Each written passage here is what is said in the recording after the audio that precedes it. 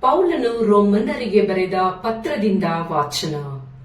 ಅಧ್ಯಾಯ 11 ವಚನಗಳು 33ರಿಂದ 36ರವರೆಗೆ. ಸರ್ವವು ಸರ್ವೇಶ್ವರನದೇ. ದೇವರ ಸಿರಿ ಸಂಪತ್ತು ಜ್ಞಾನ ವಿಜ್ಞಾನ ಎಷ್ಟು ಅಗಾಧ. ಪರಿಶೋಧನೆಗೂ ನಿಲುಕದ ಅವರ ನಿರ್ಣಯ ಎಷ್ಟು ಅಗಮ್ಯ. ಅವರ ನಿಯೋಜನೆಗಳು ಗ್ರಹಿಕೆಗೂ ಎಷ್ಟು ಅಸಾಧ್ಯ.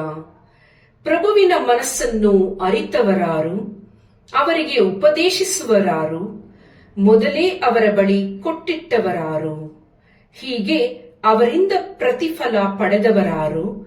ಸಮಸ್ತವೂ ಉಂಟಾಗುವುದು ಅವರಿಂದಲೇ, ಮುಂದುವರಿಯುವುದು ಅವರ ಮುಖಾಂತರವೇ, ಇರುವುದು ಅವರಿಗೋಸ್ಕರವೇ. ಆ ಪ್ರಭುವಿಗೆ ಯುಗ ಯುಗಾಂತರಕ್ಕೂ ಸ್ತುತಿ ಸ್ತೋತ್ರ ಸಲ್ಲಲಿ. ಆಮೇನ್.